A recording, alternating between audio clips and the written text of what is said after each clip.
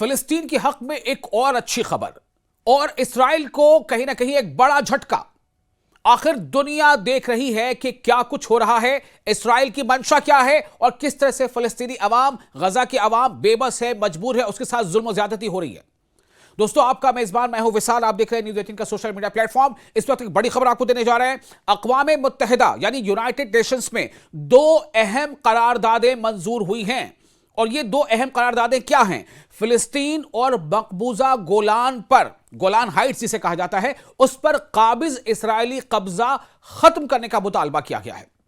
एक बड़ी खबर है। अक़वाम मुत्तहिदा की जनरल असेंबली ने फिलिस्तीन और मकबूजा शुमाली गोलान यानी नदन गोलान हाइट्स शुमाली गोलान पर काबिज इसराइल के गैर कानूनी तसल्लुत के खात्मे के लिए दो अहम करारदादें मंजूर कर ली, जो आलमी बिरादरी की सतह पर फिलिस्तीनी कॉज और अरब हुकूक की दोबारा तौसीक की हैसियत रखती हैं।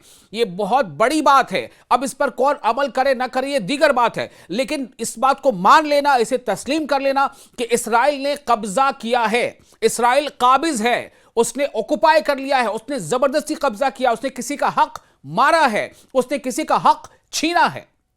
यह बात यहां सामने आ रही है।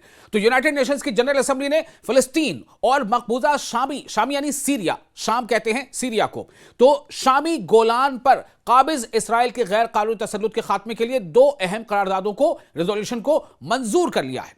अब आपको बताते हैं इसकी पूरी डिटेल क्या है। फिलिस्तीन से मुताल्लिक करारदाद मंगल के रोज जियोती, उर्दन और इसके साथ ही साथ मोरितानिया, कतर, सेनेगल और रियासत फिलिस्तीन की जानिब से पेश की गई थी। इन लोगों ने ये करारदाद पेश की थी, रेजोल्यूशन पास किया था। कौन कौन सा मतलब मूव किया था? फिलिस्तीन से मुतल्लिक करारदाद किसने किया था? इसको किया था जियोती, उर्दन, मोरितानिया, कतर, सेनेगल और रियासत फिलिस्तीन की जानिब से पेश की गई थी।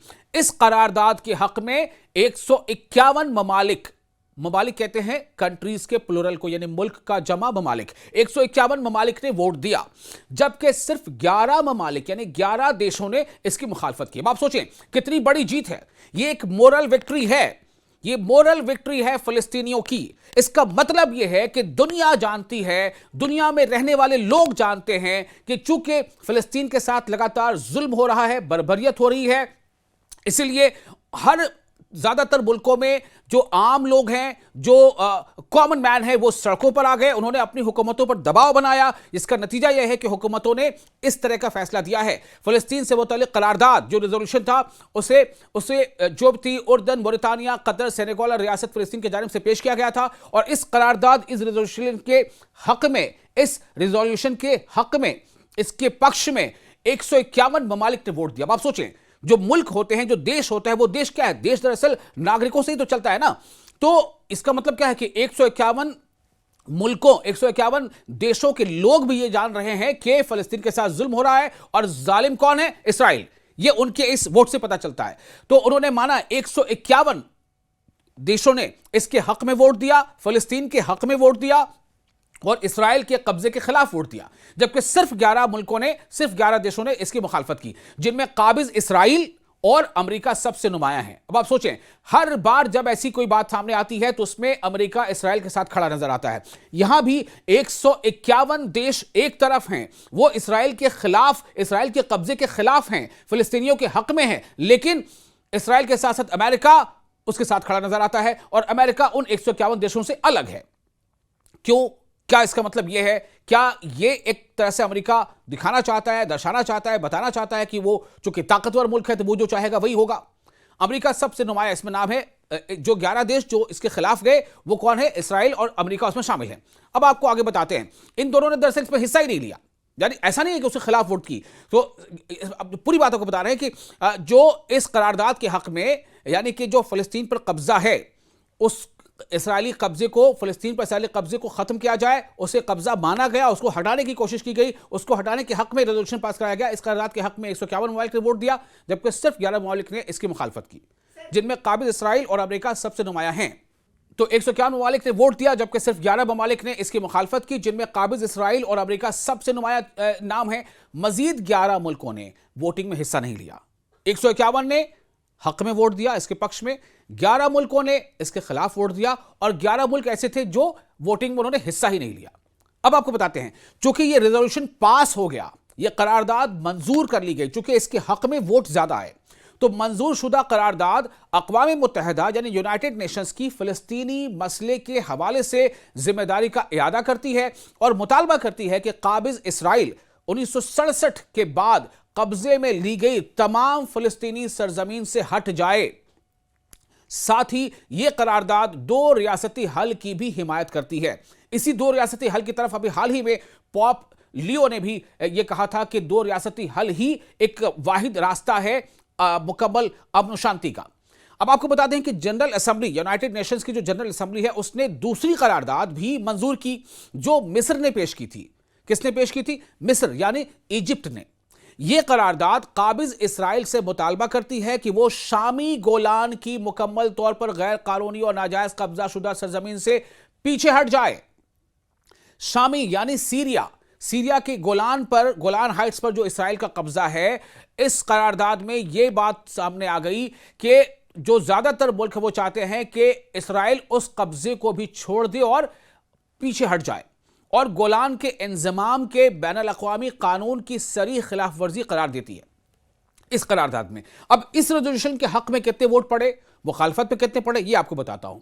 ये जो रेजोल्यूशन था जिसमें सीरिया के गोलान हाइट्स पर इसराइली कब्जे को कब्जा मानते हुए उसे वहां से हटने के हक में जो वोटिंग हुई है वो हुई है 123 मुल्कों ने, जी हां 123 मुल्कों ने यह माना कि सीरिया के गोलान पर इसराइल का कब्जा है जो गैर कानूनी है और इसराइल को पीछे हटना चाहिए। जबकि 7 मुल्कों ने इसकी मुखालफत की।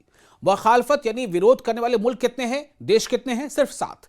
और इसके पक्ष में कितने हैं? 123 मुल्क। दुनिया के 123 मुल्क इसके पक्ष में हैं कि इसराइल का कब्जा गैर कानूनी है और इसराइल को अपना कब्जा खत्म कर लेना चाहिए, इसराइल को सीरिया के गोलान से पीछे हट जाना चाहिए। अब इन जो 7 मुल्कों ने जिन्होंने इसकी मुखालफत की है, जिनमें काबिज इसराइल और अमेरिका शामिल है, यहां भी अमेरिका शामिल है, यहां भी अमेरिका इसराइल के साथ खड़ा है, यहां भी दुनिया के बेशतर मुल्क, ज्यादातर देश जो बात कह रहे हैं, अमेरिका का उससे स्टैंड अलग है। जबकि इस करारदाद पर, इस रेजोल्यूशन पर 41 मुल्क, 41 देश ऐसे थे जिन्होंने वोटिंग में हिस्सा लेने से गुरेज किया। लेकिन कितने मुल्कों ने इसके हक में वोट किया? 123। कितने मुल्कों ने इसके खिलाफ वोट किया? महज 7। और जिन्होंने हिस्सा ही नहीं लिया वोटिंग में वो 41 हैं। तो आप देखिए इससे क्या साबित हो रहा है कि दुनिया के ज्यादातर देश, और सिर्फ ज्यादातर नहीं, ऐसा नहीं कि 5 लोग नहीं मानते, 6 मानते नहीं, बल्कि आप देखें कि जो लोग मान रहे हैं कि इसराइल काबिज है, इसराइल ने कब्जा किया है, इसराइल ने गैर कानूनी काम किया है, उनकी तादाद बहुत ज्यादा है। 151 देश, 123 देश। और जो नहीं मान रहे, जो इसके खिलाफ हैं, वो सिर्फ 7 हैं या 11 हैं। तो करारदाद में वाज़ेह किया गया है कि काबिज इसराइल की जानिब से सीरियन गोलान पर कब्जा और उसका अमली इंजमाम बैनुल अक़वामी क़वानीन की संगीन खिलाफ वर्जी है, इंटरनेशनल लॉ का वायोलेशन है। इंटरनेशनल लॉ का वायोलेशन है। कौन कर रहा है वायोलेशन? इसराइल कर रहा है। इसराइल के साथ कौन खड़ा है? अमेरिका खड़ा है। तो यहां पर यह बात सामने आ रही है कि करारदाद में जो बात सामने आई है कि इसराइल की जानिब से शामी गोलान यानी जो सीरियन गोलान पर कब्जा और उसका अमली इंजमाम बैनुल अक़वामी क़वानीन की संगीन खिलाफ वर्जी, अंतर्राष्ट्रीय कानून का उल्लंघन है और सलामती कौंसिल की सन 1981 की करारदाद नंबर 497 से बराह रास्त मुतसादम है, यानी उससे टकराती है। तो इस करारदाद के बाद जारी होने वाले पहले रद्द-ए-अमल में सीरिया के वज़ारत ख़ारजा ने, यानी जो एक्सटर्नल अफेयर्स मिनिस्ट्री होती है, सीरिया के वज़ारत ख़ारजा ने कहा है कि करारदाद यानी रेजोल्यूशन काबिज इसराइल से मुतालबा करती है कि वो पूरे के पूरे मकबूजा शामी गोलान यानी सीरियन गोलान से इनखला करे, वहां से पीछे हट जाए, कब्जा छोड़ दे, खाली कर दे। वज़ारत ख़ारजा के तर्जुमान यानी वज़ारत ख़ारजा के मुताबिक करारदाद के हक में बढ़ते हुए वोट इस बात की दलील हैं कि आलमी सतह पर नई शाम के मौक़िफ़ और मकबूजा गोलान की आज़ादी के उसूली मौक़िफ़ को मुसलसल बढ़ता हुआ आलमी ताउन यानी अंतर्राष्ट्रीय समर्थन, इंटरनेशनल सपोर्ट हासिल हो रहा है। तो अब आप देखें, अब आप सोचें जरा कि जो इसराइल ये कहता रहा है कि हमारे पर हमला हो रहा है या फिर ये कि हमें जो है परेशान किया जा रहा है, आप सोचें इसराइल ने ही दरअसल इसकी कहीं ना कहीं बुनियाद रखी है। इससे ही बात सामने आ रही है। क्योंकि आज आखिर दुनिया के ज्यादातर मुल्क इसराइल के खिलाफ नजर आते हैं। तो क्यों नजर आते हैं? इसलिए कि लोगों को यह महसूस हो गया है कि इसराइल ने एक लंबे अरसे तक दुनिया की आंखों में धूल झोंका, एक लंबे अरसे तक उसने हकीकत जो है छुपाई, लोगों तक हकीकत पहुंचने नहीं दिया।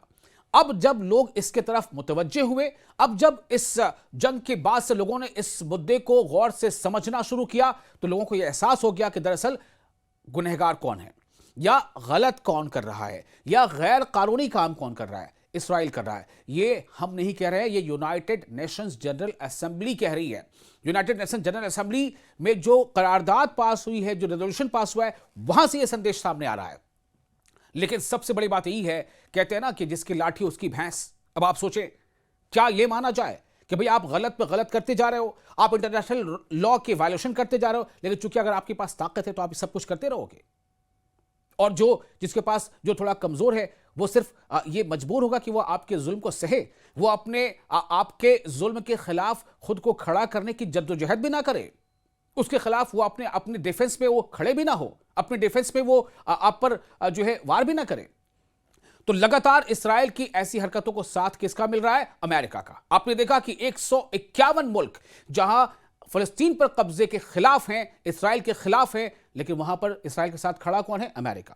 आपने देखा कि 123 मुल्क जहां सीरिया के गोलान पर इसराइली गैर कानूनी कब्जे के खिलाफ हैं, वहां इसराइल के साथ कौन खड़ा है? अमेरिका। अब आप समझे कि दरअसल हो क्या रहा है।